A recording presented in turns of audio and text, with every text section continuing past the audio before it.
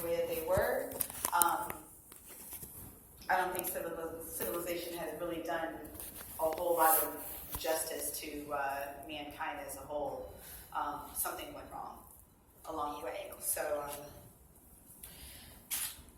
I really just get kind of disturbed when people try to argue with me the point that like everything is okay and let's move forward and we shouldn't have to move backwards. I'm not saying that we can't move backwards together, but sometimes you have to take a couple steps back before you can start moving forward again.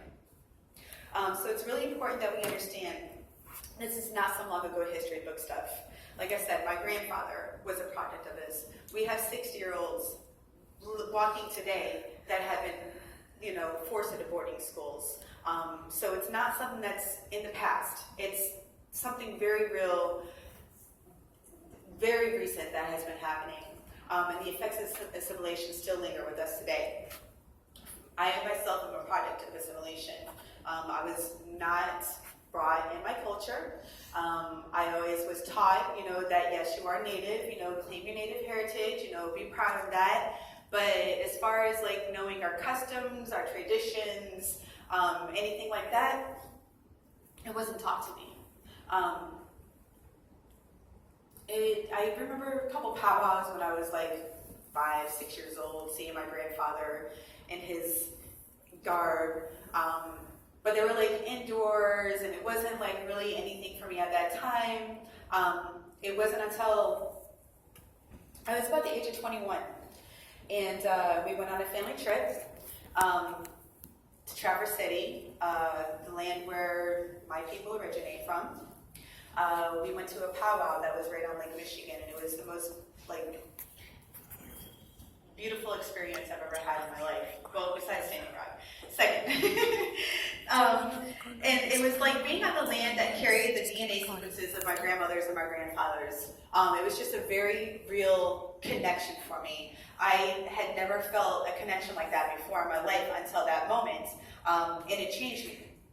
It changed the way that I looked at civilization. It changed the way I looked at spirituality. It changed the way that I looked at myself. I began to question my reality, like who am I? What have I been taught? What do I believe in? I started researching on my roots, and I fell in love. But I wasn't really able to fully indulge in that. Being brought up in the society, you have families, you have jobs, you have obligations. You can't just like up and say, okay, I'm leaving. I'm going to go live off the land. Like, you have family members who will miss you. Things like that, like how, you have self-doubts, like, how am I going to do this? Is it really possible? And it is possible, I've learned.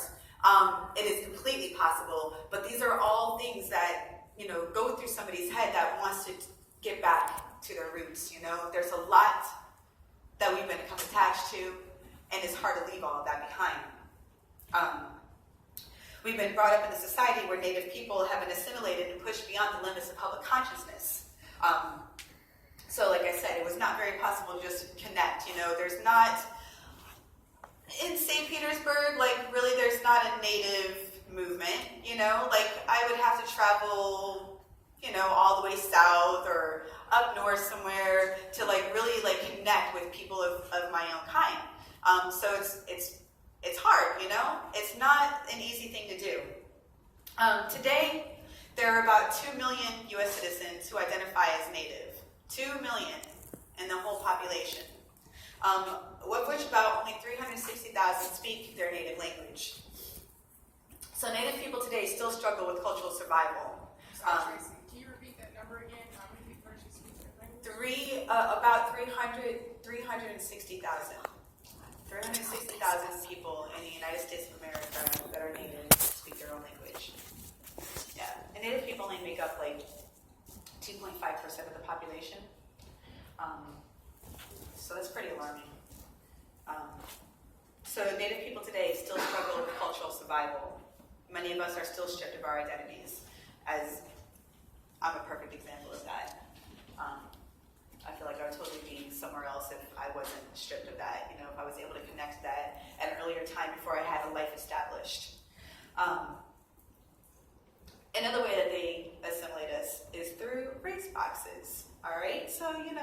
you have the race box. You're going to check, if you're African, if you're European, if you're American Indian, Asian, Spanish, Hispanic, other, or like none of the above. I'm going to defy you. I've always wanted to be accounted for. So I have always proudly checked the race box. That's something that my mom always taught me, is that, you need to be accounted for.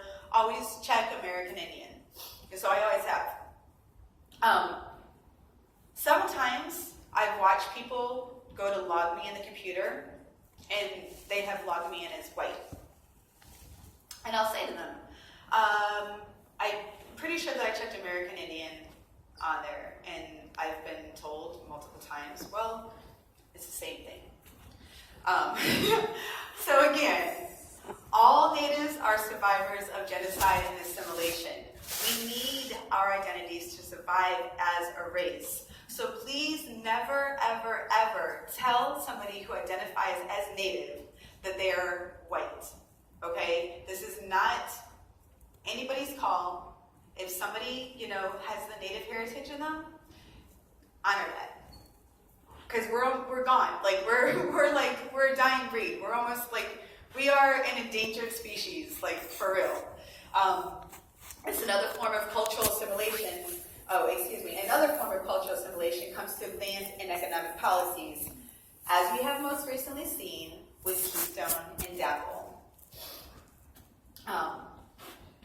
It's crucial that people understand that Standing Rock is not only about protecting our water. There's water movements going on everywhere. Stable Trail is one of them. There's a few other pipelines that I can't name off the top of my head. Standing Rock has generated an enormous outcome of First Nation people coming together, and this is because it is it's part of an ongoing struggle against colonial violence. Okay, so they are not going to get away with doing this to us anymore. We are rising. So I think I will, before I go on and talk about Dakota Access, I will do my poem, Black Snake. I wrote this poem before I went out. I would say maybe 2 weeks before we left. I had stayed up with Dane a couple nights, talking on the phone, crying, expressing my frustration, and the dog attacks and everything that was going on. And I knew at that, when I saw the dogs